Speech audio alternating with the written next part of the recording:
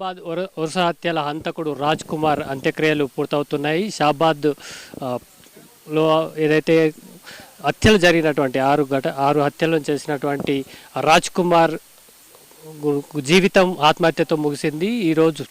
ఈరోజు తను ఆత్మహత్య చేసుకున్నటువంటి ప్రైవేటు వెంచర్ నుంచి బాడీని స్వాధీనం చేసుకున్నటువంటి పోలీసులు చేవెళ్ళ ప్రభుత్వ ఆసుపత్రిలో పోస్ట్ మార్టం అనంతరం చేవెళ్ళలోని గ్రేవ్ యార్డ్లో అంత్యక్రియలు అయితే నిర్వహిస్తున్నారు.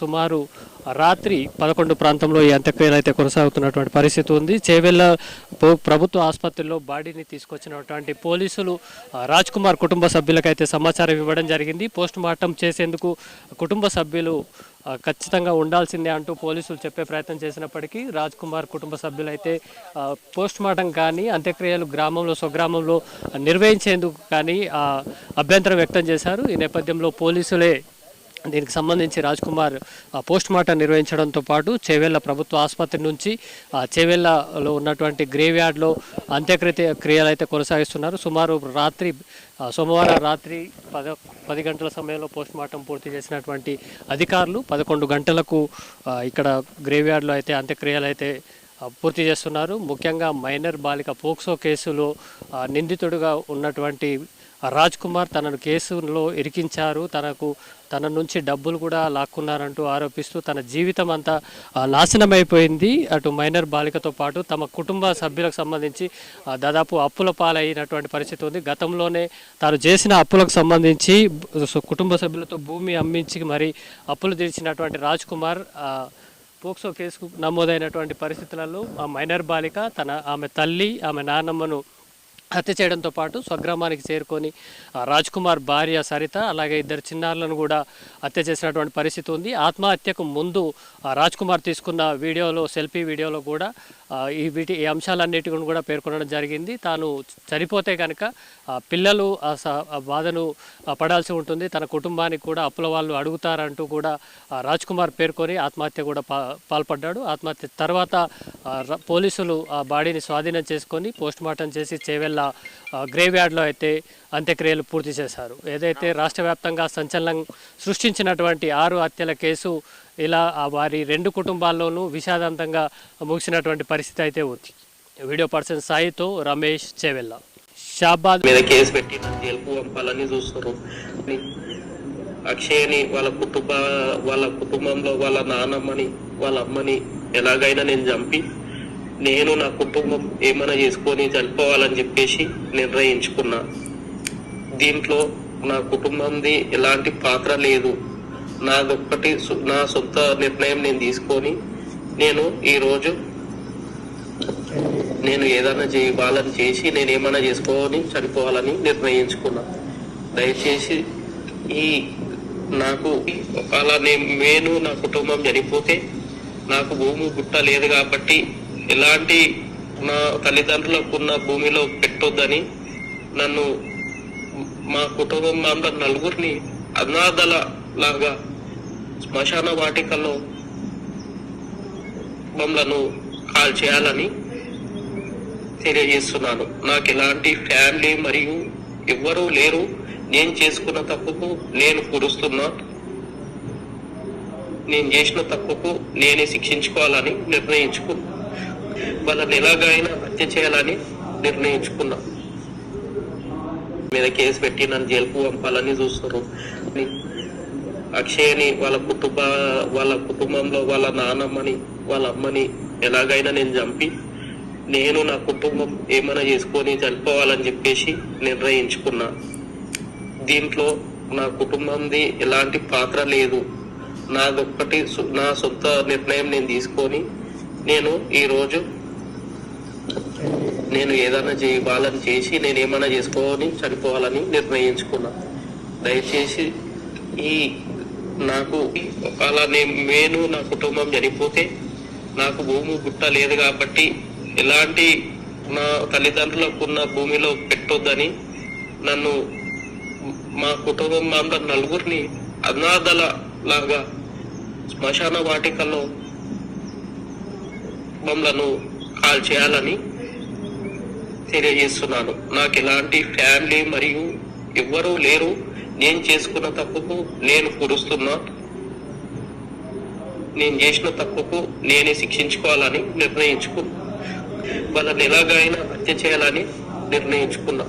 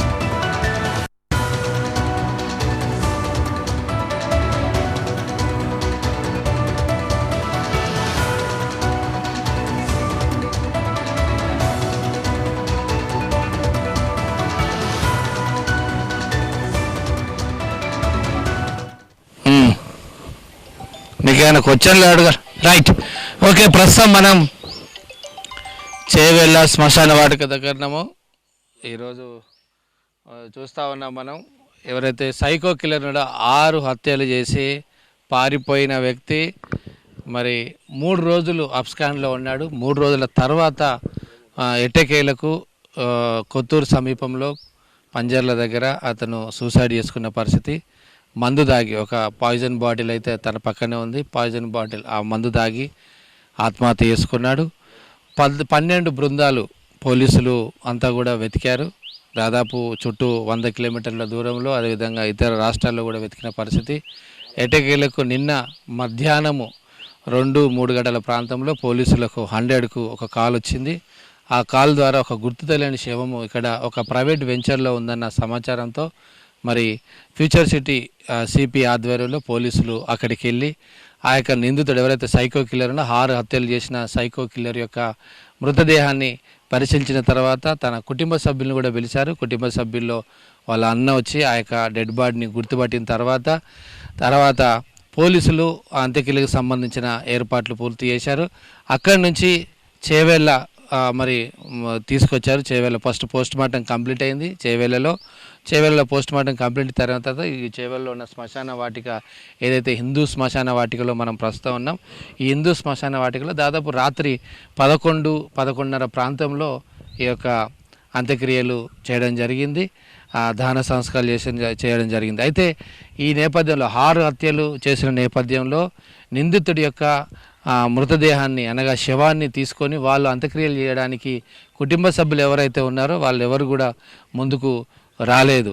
సో ముందుకు రాకపోగా అధికారులకు మాకు ఈ వ్యక్తితో మాకు ఎలాంటి సంబంధం లేదు, ఇంత ఘోరమైన ఘాతకానికి పాల్పడ్డ వ్యక్తికి మాకు సంబంధం లేదంటూ ఒక లెటర్ కూడా ఇచ్చిన పరిస్థితి. సో ఎప్పుడైతే ప్రభుత్వానికి లెటర్ ఇచ్చారో కలెక్టర్ యొక్క ఆదేశాల మేరకు ఇక్కడ అంత్యక్రియలు మున్సిపల్ సిబ్బంది, చేవెళ్ళ యొక్క మున్సిపల్ సిబ్బందే ఈ యొక్క అంత్యక్రియలు పూర్తి చేసిన పరిస్థితి మనకు కనబడుతూ ఉంది. దాంతోపాటు మనం చూసాం అంతకంటే ముందు తను ఒక సూసైడ్ నోటు కూడా రాశాడు ఒక బాండ్ పేపర్ మీద. అది 10వ తారీఖు తీసుకున్నట్టుగా ఆ బాండ్ పేపర్ మీద స్పష్టంగా ఉంది. నన్ను మోసం చేశారు, నన్ను దాదాపు లక్షల రూపాయలు డిమాండ్ చేశారు, 50 లక్షల రూపాయలు డిమాండ్ చేశారు అంటూ కొంతమంది వ్యక్తుల పేర్లు కూడా అలా రాయడం జరిగింది.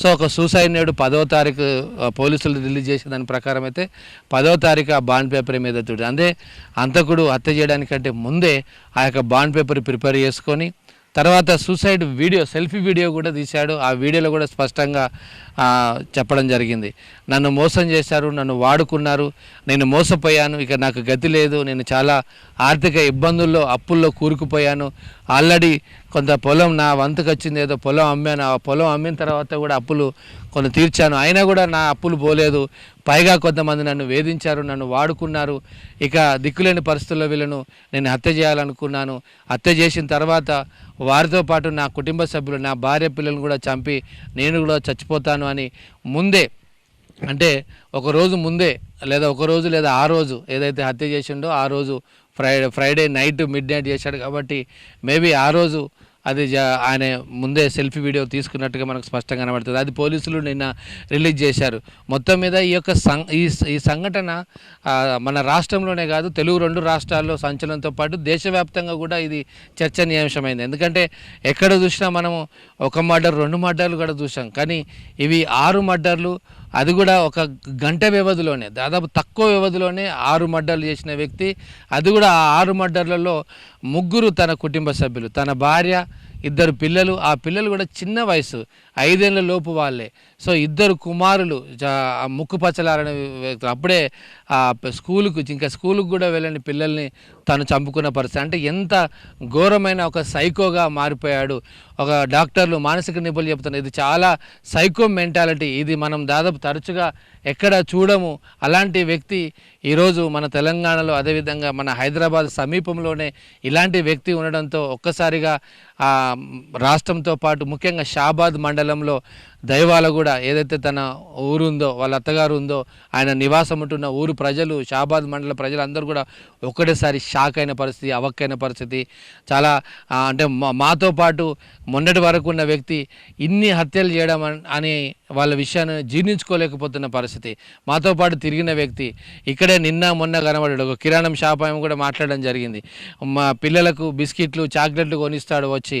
అలాంటి వ్యక్తి 6 మర్డర్లు చేశాడంటే నిజంగా నమ్మలేకపోతున్నామని వాళ్ళు కూడా షాక్ అయిన పరిస్థితి. గ్రామస్తులందరూ కూడా చాలా ఆశ్చర్యపోయిన వ్యక్తి. ఇలాంటి వ్యక్తి మా ఊళ్ళో పుట్టడము, మా ప్రాంతంలో పుట్టడము నిజంగా సిగ్గుచేటు, మాకు నిజంగా అవమానం అని చెప్పిన పరిస్థితి. ఒక విధంగా సమాజం తలదించుకునేలా చేసిన పరిస్థితి, సమాజం తలదించుకునేలా ఈ ఘటన జరిగిందని చెప్పొచ్చు.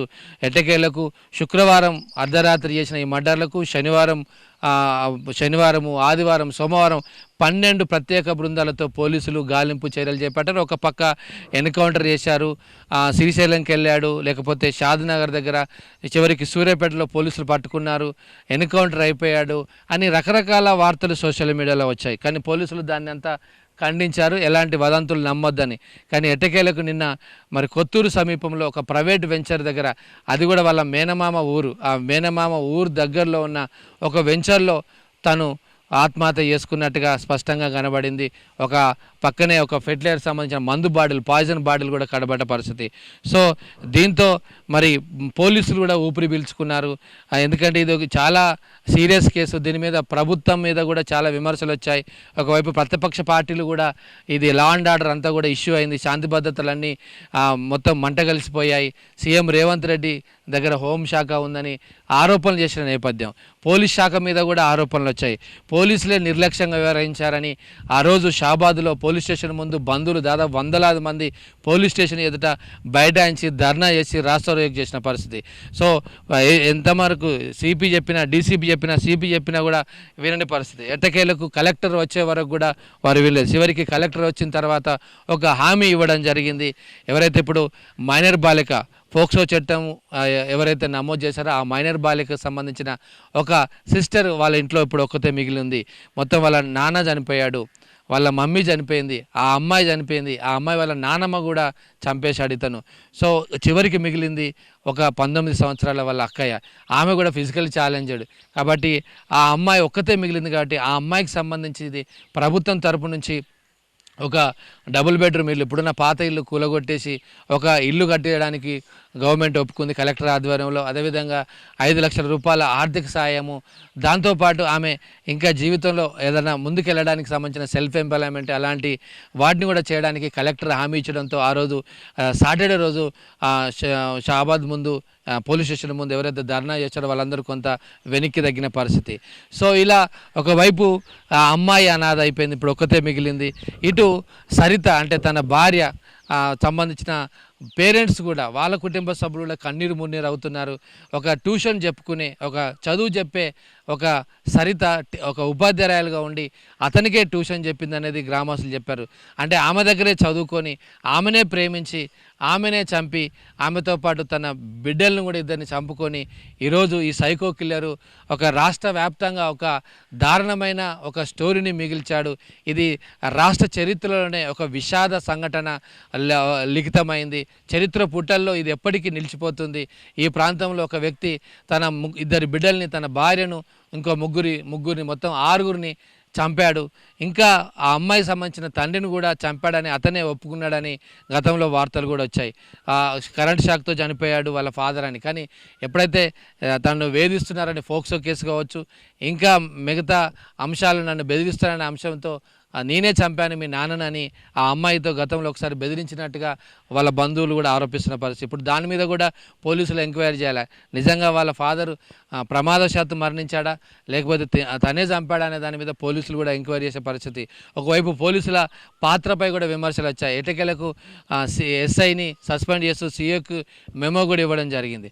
సో పోలీసుల నిర్లక్ష్యం, పోలీసుల అలక్ష్యం, పోలీసులు ముందు చూపుగా పసిగట్టకపోవడం, ఒక నిందితుడు ఎంత క్రుయాలిటీగా ఉన్నాడు, ఎంత దారుణంగా ఉన్నాడు, అతడు ఏం చేయగలుగుతాడు రేపు భవిష్యత్తులో. ఒకవేళ ఫోక్సో కేసు అనేది చాలా ఘోరమైన 20 సంవత్సరాలు దాదాపు జైలుకి వెళ్ళే సెక్షన్స్ ఉంటాయి. అలాంటి సెక్షన్స్ పెట్టకుండా ఒక బలహీనమైన సెక్షన్స్ పెట్టి ఈరోజు ఆ వ్యక్తి బయట తిరిగేలాగా పోలీసులు సహకరించారనేది అక్కడున్న గ్రామస్తులు ఆరోపించారు. దీన్ని పోలీసులు ఖండించినప్పటికీ గ్రామస్తులందరూ వాళ్ళ కుటుంబ సభ్యులందరూ నిన్న అంతా కూడా ఆరోపిస్తున్న పరిస్థితి. సో అతను కనుక బెయిల్ ఇవ్వకపోతే లేదా అతన్ని కఠినంగా శిక్షించేలా సెక్షన్స్ కనుక ఉంటే ఈరోజు ఈ 6 హత్యలు జరిగి ఉండేవి కాదని చాలామంది గ్రామస్తులు బంధువులు ఆరోపిస్తున్న పరిస్థితి. మొత్తం ఎట్టకేలకు ఈ యొక్క వ్యక్తి యొక్క ఈరోజు ఈ శ్మశాన వాటికలో మనం చూస్తున్నాం, అతను ఇంకా కాలుతుంది, అంటే ఇంకా వేడి అలానే ఉంది, ఇంకా కట్టెలు కాలుతున్నాయి. రాత్రి 11:30కు ప్రారంభమైన ఈ యొక్క దహన సంస్కారాలు ఇంకా అతని యొక్క అట్లానే ఉంది. మన ఎక్స్క్లూజివ్గా 9+లో మనం చూపెడుతున్నాం. చేవెళ్ళ హిందూ శ్మశాన వాటికలో ప్రస్తుతం మనం ఉన్నాం.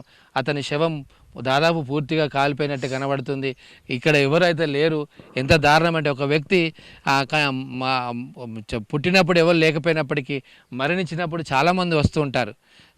ఎందుకంటే ఆ నలుగురు అని మనం కూడా వింటూ ఉంటాం. ఎవరు లేకపోయినా చనిపోయినప్పుడు ఒక నలుగురు వస్తారని. కానీ ఈరోజు వాళ్ళ కుటుంబ సభ్యులు ఎవరు కూడా రాని పరిస్థితి, బంధువులు ఎవరు రాని పరిస్థితి, మిత్రులు ఎవరు రాని చావు. ఇది అత్యంత దారుణమైన ఒక చావు. ఒక మనిషి పుట్టడము ఆ తర్వాత మరణించడం అనేది చాలా ముఖ్యం. కానీ ఇవాళ ఈ మరణించిన వ్యక్తికి మాకు సంబంధం లేదు అని వాళ్ళందరూ కూడా డిక్లరేషన్ ఇచ్చి అధికారులకు ఒక లెటర్ రాసిన పరిస్థితి. సో దీంతో ఇతని యొక్క మరణం కూడా అత్యంత విషాదంగా మిగిలిపోయిందని చెప్పచ్చు. 6గురిని చంపడము, తాను ఆత్మహత్య చేసుకోవడం అనేది ఇది చరిత్రలో నిజంగా ఒక విషాద సంఘటన. రాష్ట్ర చరిత్రలోనే, రాష్ట్ర నేర చరిత్రలోనే, పోలీసుల చరిత్రలోనే ఇది ఒక అది గుర్తుపెట్టుకోదగ్గ సంఘటన అని చాలామంది భావిస్తున్న పరిస్థితి. ఇంకా చూస్తున్నాం, ఇంకా ఆ యొక్క అగడు ఇంకా మనకు ఆ పైకి ఎగదన్నుతుంది, వేడి ఇంకా అట్లనే ఉంది. మరి దీనికి సంబంధించిన ఈ వ్యక్తి యొక్క అస్థికలు ఏవైతే ఉంటాయో హిందూ సాంప్రదాయాల ప్రకారము మరి ఇతని యొక్క అస్థికలు తీసుకొని మరి వీళ్ళు వెళ్తారా, కొంతమంది గోదావరిలో, కొంతమంది కృష్ణానదిలో కలుపుతూ ఉంటారు. ఆ యొక్క సంబంధించిన ఏవైతే హిందూ సాంప్రదాయ ప్రకారం చేసే వాటన్నిటిని సాంప్రదాయాలు చేస్తారా లేదా అతని యొక్క అస్థికలు తీసుకొని వెళ్తారా లేదా అనేది మనం చూడాలి. మొత్తం మీద అయితే మాకు సంబంధం లేదు అని ఒక లెటర్ రాసిచ్చారు. సో ఈ నేపథ్యంలో వాళ్ళు రారు అనేది కొంతమంది అంటున్న అభిప్రాయం. నిజంగా రాకపోతే ఇది మానవ చరిత్రకే ఒక మాయని మచ్చలాగా ఈ వ్యక్తి చరిత్రలో నిలిచిపోతాడు. ప్రస్తుతం ఇది మనం చేవెళ్ళ హిందూ శ్మశాన వాటిక సైకో కిల్లర్ యొక్క దహన సంస్కారాల దగ్గర నుంచి ప్రత్యక్ష ప్రసారం 9+ న్యూస్.